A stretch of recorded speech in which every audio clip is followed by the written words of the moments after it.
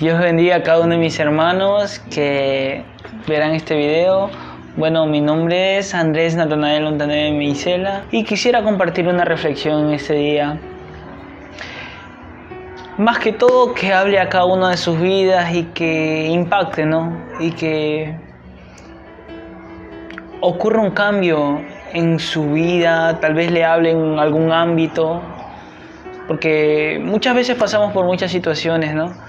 Muchas situaciones en las que no sabemos qué hacer, pero lo que yo tengo claro es que siempre Dios va a estar con nosotros, en cualquier situación que pasemos. Tal vez estemos en problemas, tal vez no tengas trabajo, tal vez muchas cosas que nos pueden pasar, pero Dios siempre está ahí. Yo hoy día quisiera compartir con cada uno de ustedes un tema al que yo he puesto como tema Yo anhelo y punto suspensivo. Muchas veces anhelamos muchas cosas en este mundo. Yo este tema lo hice un día. Yo aparte de exponer la palabra de Dios, soy músico, toco batería, piano. Y un día yo estaba en un concierto con el grupo musical con el cual Dios me ha permitido estar, que es el de la iglesia, el grupo R Vida. Y estábamos en una campaña adorando el nombre del Señor. Mientras yo estaba entonando la adoración, yo veía personas sentadas, personas conversando, personas en sus teléfonos, personas comiendo. Yo veía personas distraídas, jugando, niños jugando por allá. Y pocos eran los que se concentraban en la palabra de Dios, pocos eran los que se concentraban en la adoración. No porque la adoración esté fea, no. Muchas veces a las cosas de Dios como que las hacemos a un lado y no les prestamos tanta atención como a otras cosas. Como ya le dije, el título de esta reflexión se llama Yo anhelo.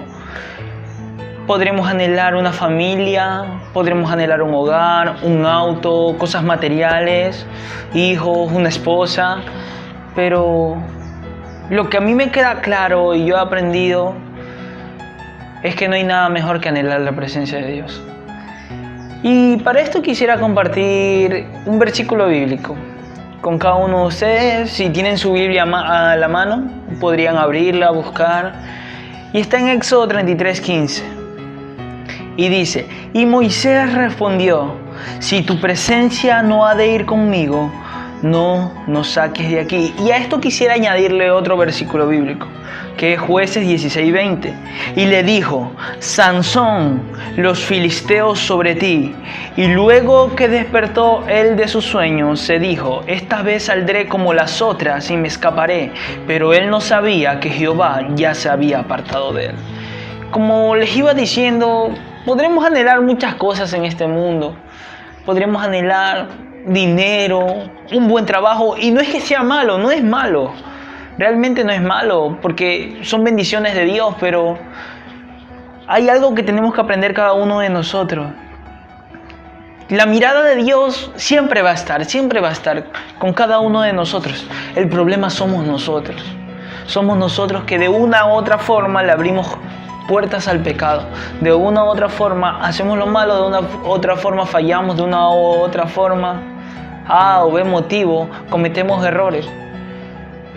Pero la mirada de Dios siempre está con nosotros. Siempre. Nosotros somos los que le ponemos una barrera. Esa barrera podrá estar invisible siempre y cuando obedezcamos a Dios, siempre y cuando hagamos las cosas bien. Pero una vez que nosotros le abrimos las puertas al pecado, esa barrera se vuelve visible y nos aparta de Dios. Es algo que yo he aprendido y nuestro pastor, y a la vez que es mi papá, siempre yo le he escuchado decir que no hay nada más hermoso que la presencia de Dios. No hay nada más hermoso. Es lo más importante, lo fundamental en la vida de un cristiano, de un joven. Yo soy joven y yo tengo falencias, yo tengo fallas muchas veces, y al final del día solo me toca arrodillarme y pedirle a Dios y decirle: Señor, perdóname, porque no somos perfectos. Nadie en este mundo es perfecto. Fulanito, la señorita de allá, no, nadie es perfecto. Todos tenemos esa fallita, todos vinimos con esa falla. Y aquí la Biblia nos está hablando de una persona como Sansón. al yo mencionar ese nombre Sansón, muchas cosas se me vienen a la mente. La palabra Sansón o nombre Sansón significa un hombre de fuerza, un hombre fuerte, con una fuerza exagerada. Y yo estudiando la vida de Sansón, como que me identifiqué un poco. La Biblia habla sobre que Sansón fue un hombre al que Dios le dio se podría decir un don. Y lo bautizaron como Nazareno. Y Sansón fue creciendo, era uno de los jueces de su pueblo, y fue creciendo desde pequeño. Yo me imagino desde pequeño Sansón inculcado en la palabra de Dios por su padre, buscando de Dios. Pero llega una edad en la que Sansón se aleja un poco de Dios y comienza a abrir sus ojos y a mirar alrededor, a mirar lo que había, lo que no conocía. ¿Sabes por qué me identifico con esto? Yo desde que nací en un hogar cristiano. Desde que nací. Cuando ya nací, mis padres ya eran cristianos. Yo desde chiquitito he ido aprendiendo de la palabra de Dios. Pero en mí llegó una edad donde yo abrí mis ojos y me di cuenta de lo que había afuera. Tal vez yo siempre estuve en una iglesia, yo siempre estuve en campañas, yo siempre estuve en aires libres, yo siempre estuve en evangelismo. Yo pasaba de la casa a la iglesia la mayoría de mi vida. Y llegó ese momento en el que veo por allá tantas cosas, por acá otras cosas, por acá otras cosas.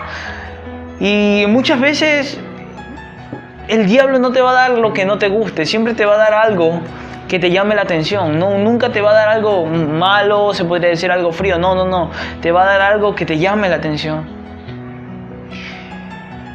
Y me llama mucho la atención la historia de este joven, porque al fin que fue creciendo, se enamoró, pasaron muchas cosas.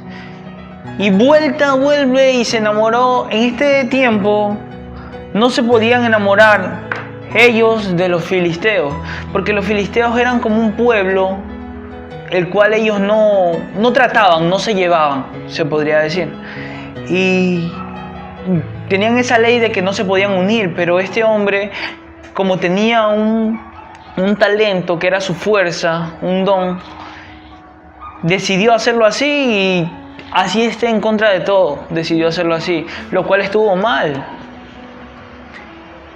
Y cuando nació este joven, Dios le atribuyó algunas reglas, le dijo que tenía que cumplirlas, porque no era cualquiera, no era como los demás. Y yo estudiando un poco, esto fue lo que me identificó más, porque como ya les dije, todos tenemos errores. Y en estas reglas que le dan a Sansón, lo fue rompiendo poco a poco, una por una. No tomarás sidra, la fue rompiendo. No comerás cosa mortífera, la fue rompiendo. Y me impactó la última que rompió cuando ya estaba con Dalila.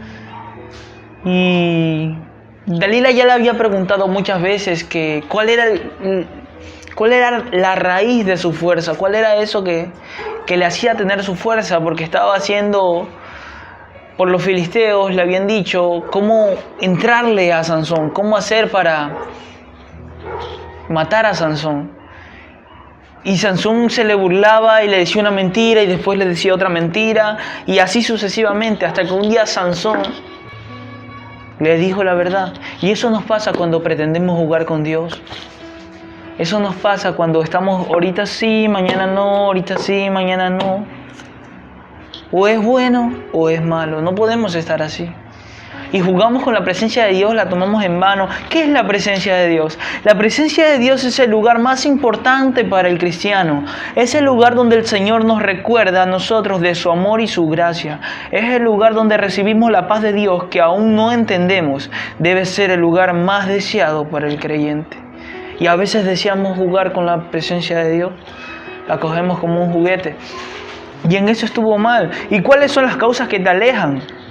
La única y principal causa es el pecado. El pecado requiere los 5 sentidos. Eva escuchó y vio a la serpiente, y tocó y probó la manzana. Cuando Adán y Eva pecaron, fueron reducidos a seres naturales. Ellos se dieron cuenta que estaban desnudos y se escondieron de la presencia de Dios. Todo pecado nos reduce a un estado natural, todo pecado. El pecado nos deja desnudos y expuestos. Cuando una persona no está bien en la iglesia, hay mucho que cubrir, tal como en el jardín del Edén. Cuando estamos en la presencia de Dios, no necesitamos que alguien nos ministre para recibir. Recibimos directamente de su presencia. La presencia de Dios está más allá de quienes somos. Cuando reconocemos su presencia, Dios se manifiesta a sí mismo a nosotros. Nos sanará y nos libertará justo allí donde estemos. Es que eso pasa cuando nos llenamos de la presencia de Dios. No tenemos que esperar que venga el profeta de allá o el predicador de allá. No. Nosotros andamos con la presencia de Dios y lo que emanamos es presencia de Dios. ¿Cómo entramos en su presencia? No hay tal cosa como oración sin la presencia. No existe tal cosa. Una oración sin presencia de Dios no existe. Porque orar implica reconocer la presencia de Dios. La oración es la revelación de su presencia. Las personas que adoran y oran viven en la presencia de Dios, pero las personas que adoran y oran verdaderamente. Hay muchas personas que tal vez van a la iglesia y ya lo tienen como rutina, ya no lo hacen de corazón, ya no lo hacen con su primer amor. Ese primer amor hay que mantenerlo siempre. Entre más entendemos la presencia de Dios, más acceso tenemos a aquella. Recibimos este entendimiento a través de la oración y la revelación. Déjame decirte que no hay nada más mejor que la revelación. Arrepiéntanse, oren y busquen de Dios. Cuando vamos tras de Él buscando como que si fuera nuestra vida, Él la hará tangible en nosotros. Esta ha sido mi corta reflexión en ese día. Quisiera que hable a cada una de sus vidas, porque en muchos ámbitos siempre tenemos algo. Y no olvides que no hay nada mejor que la presencia de Dios. Y el tema se llamaba Yo anhelo, punto suspensivo. ¿Por qué? Por lo que yo te dije, muchos anhelamos tantas cosas, pero yo anhelo la presencia de Dios. Y por último, quisiera terminar con un versículo que está en Salmo 51:11. Esta historia habla que cuando David pecó, le faltó al Señor y vino después arrepentido con una alabanza a Dios, que era lo que mejor sabía hacer él, alabar a Dios. Y le dijo en el Salmo 51:11, no me eches de delante de ti y no quites de mí tu Espíritu Santo. Ese es el Espíritu Santo que siempre nos redarguye. Dios le bendiga, Dios lo guarde. Yo anhelo la presencia de Dios.